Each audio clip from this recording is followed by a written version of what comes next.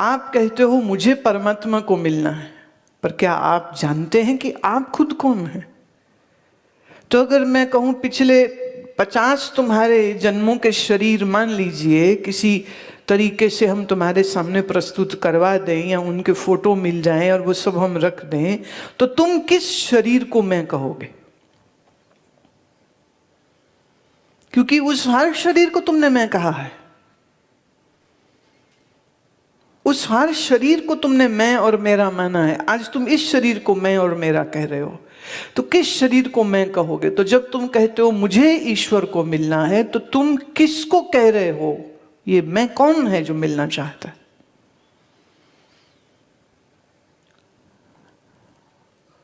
वाणी में आता है, कांको माई कांको बाप, नाम त्रिक झूठे सब साथ। नेम से का रिलेशन सबके सब। मुझे याद है एक बार किसी ने ये प्रश्न किया था हमारे आचार्य से कि आप सबको वैराग्य की बात सिखाते रहते हो, तो क्या हमारा माँ बाप के प्रति कोई फर्ज नहीं है? क्या आपने वो फर्ज निभाने नहीं चाहिए? तो उन्होंने हंस के कहा, किस माँ बाप के? किस वाले माँ बाप के? जो पिछले छोड़ आए हो उनके, या जिनके साथ अभी रह रहे हो उनके? जैसे वो टेम्पररी थे ऐसे ये टेम्पररी है।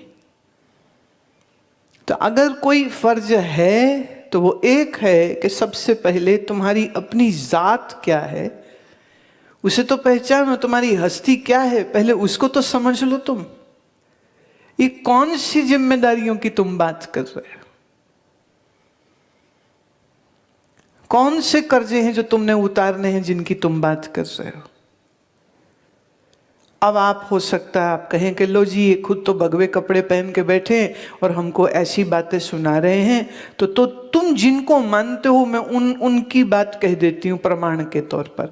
पई प्राप्त मानुख दे खुरिया, गोविंद मिलन किए तेरी बरिया, अवर काज तेरे किते न काम, मिल साध संगत पज केवल नाम। और कोई काम करने के लिए ये शरीर है ही नहीं।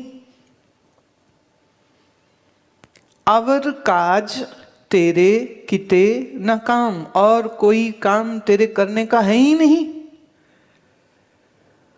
मिल साधु को, कर उसकी संगत, और जान अपने आप को कि तू कौन है। अपना मूल अज्ञान निवृत्त करे। First remove the basic ignorance which has created this veil, which has created this distraction and frustration and so much pain.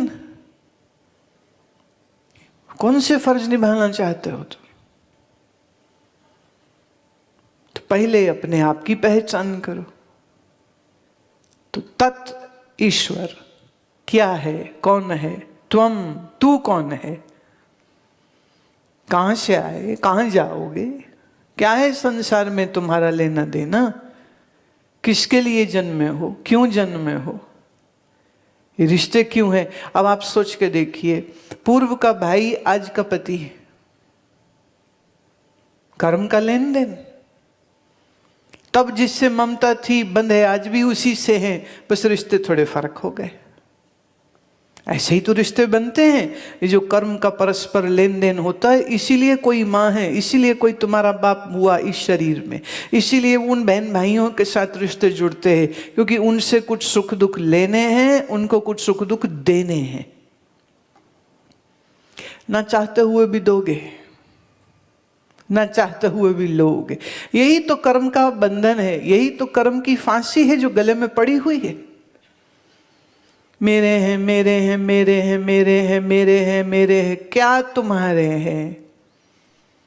और कौन तुम्हारा है बिना जाने? तू कौन? तो तू दरियाओ दाना बीना मैं मछली कैसे अंत लहा। अब इस पंक्ति में तू को अंडरलाइन कर लीजिए और मैं को अंडरलाइन कर लीजिए। ये मैं क्या है और ये तू क्या है? तो बेसिक मुद्दा सबसे पहले ये समझने का है, वो कह रहे मुझे ना तुमसे बड़ा प्यार है।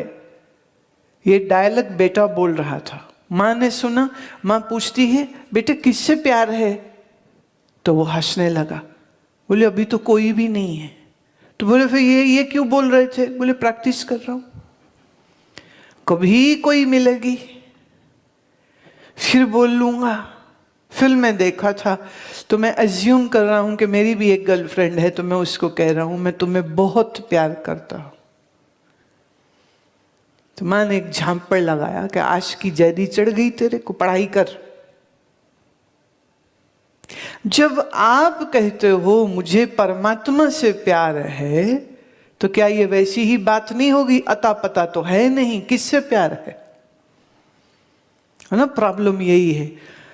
संत महात्मा गुरु सब कहते रहते भगवान से प्यार करो, भगवान से प्यार करो। तुम हाँ हाँ करेंगे, हाँ हाँ करते हैं, होता होता कुछ भी नहीं, रिपीट कर देते हो। थोड़े दिन महीने सुनते रहो तो फिर ये तोते भी बोलने लग जाते हमें तो भगवान से बड़ा ही प्यार है। खाक और मिट्टी, जिसे मिले नहीं, जिसे देखा नहीं, जिसे जाना नहीं, उससे कैसे प्यार कर सकते हो? सुनी सुनाई बात।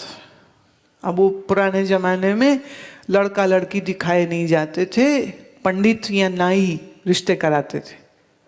तो वो कहते थे कि फॉर एग्जाम्पल के रायपुर गांव में श्यामा प्रसाद की लड़की कृष्णा से तुम्हारे पुत्र गोविंद की हम शादी तय कराए। वो माँ बाप ने भी नहीं देखी होती थी लड़की, तो उसकी बात पे भरोसा करते थे कि ठीक है अगर ये कह रहे हैं तो ठीक ही होगा। फिर तुमने देख भाल लिया, हाँ जी चलो डन, गल खत्म। और किस दिन शादी करनी, वो मुहूर्त निकाला, उस दिन बारात लेकर के गए और 10-20 रिश्तेदार उनके, 20-50 100 बाराती इनके, चलो जी हो गए लामा फेरे और ले आए घर वापिस। और घूंघट, और कभी कभी तो वो रीति रिवाज के नाम पे कई दिनों तक दूल्हा अपनी दुल्हन की शक्ल भी नहीं देख पाता था कि अभी ये रस्म है, अभी ये रस्म है, अभी ये रस्म है, अभी ये रस्म।